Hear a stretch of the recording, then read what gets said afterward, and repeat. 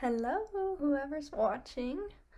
My name is Hope Christensen, and this is my final exam for Early Childhood Care and Education class Exceptionalities 2201.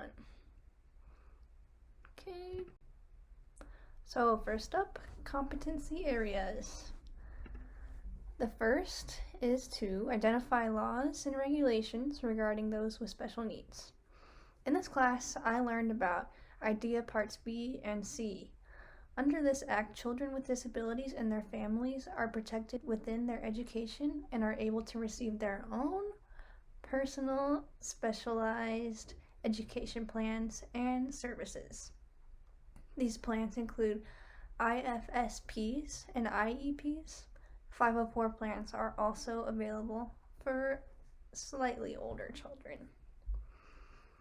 Next is to define teachers' role in working with children with special needs. I have learned that the most important thing as a teacher working with children with special needs is to ensure the child is progressing and learning in the least restrictive and most comfortable environment possible. To do this, teachers must master different teaching methods, modify activities, utilize adaptive equipment, and always maintain open lines of communication with the child's care team and with their families. Finally, we have to explore assistive technologies and their use in inclusive settings. In this course, I have learned how important this is and how this can be very helpful for children with special needs. A few examples of some assistive technologies are hearing aids, graphic organizers, and screen readers. Okay, so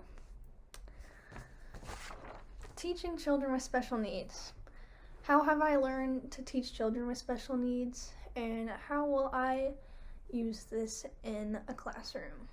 So, as stated in the previous slide, maintaining open and honest lines of communication is one of the most important things you can do to keep your knowledge and the family and care team's knowledge up to date with what the child is doing, how they're progressing, etc.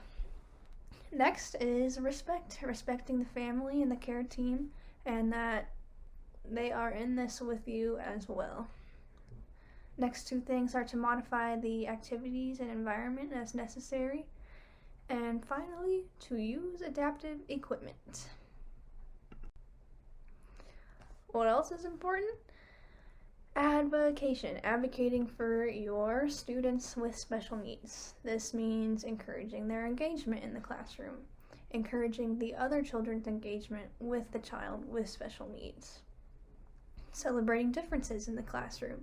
This goes for cultural differences as well as differences with disabilities. And finally, patience. Teaching the children about patience and teaching yourself about patience is extremely important. Okay, moving on to ADHD. So here's some adaptations I would make to my classroom if I were to have a student with ADHD. I would want to include a quiet space in my classroom where the child can take breaks and move their body around. Children with ADHD can struggle to pay attention.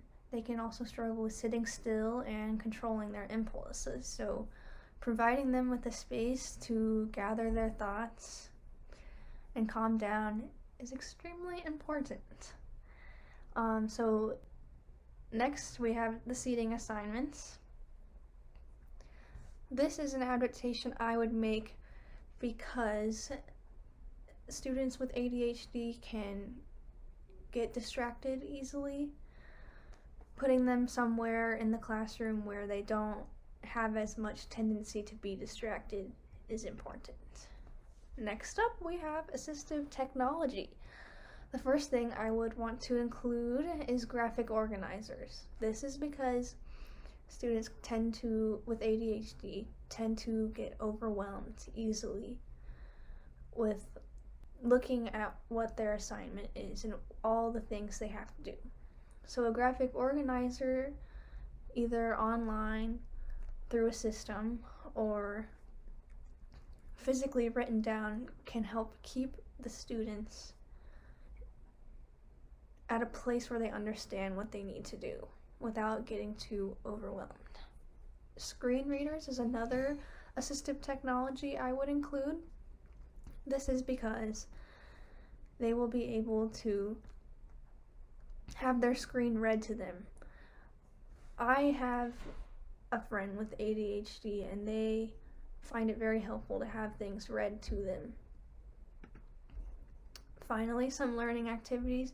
We all know Simon Says. It's a great game, but children with ADHD like to move around.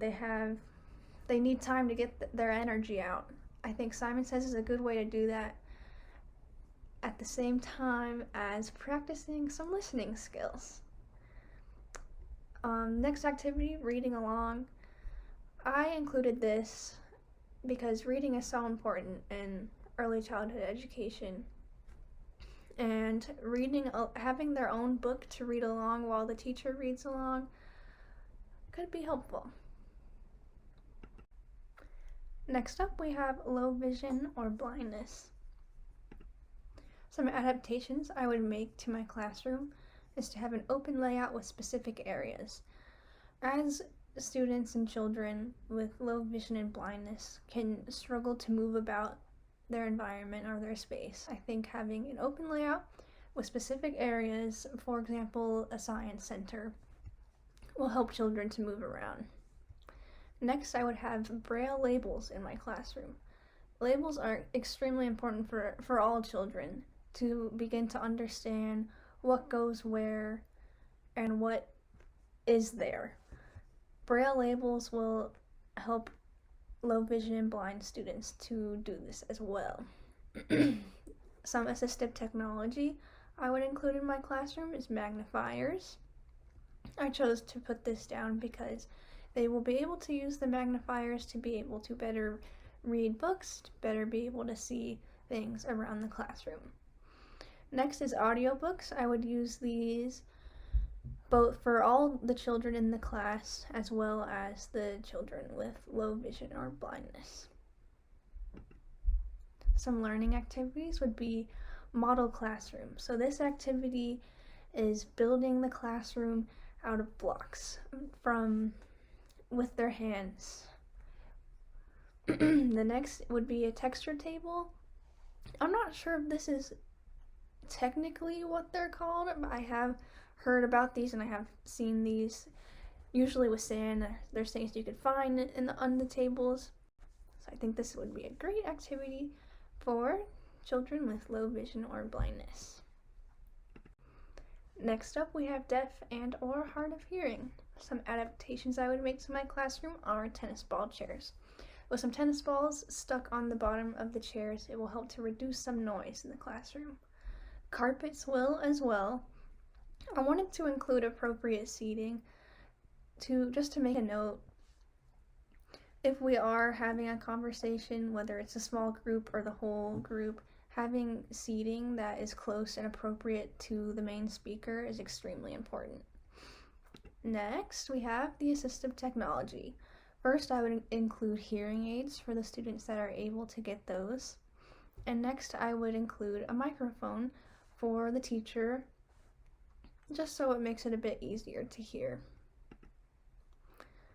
Finally, we have the learning activities. The first thing I chose to put here is picture books. So for this activity, the child would be taking pictures to make a story. So we'll put the pictures together and it will make one cohesive story. Secondly, I did hand math, so doing math on your hands. And here's my references. Thank you for watching, and I had a great semester.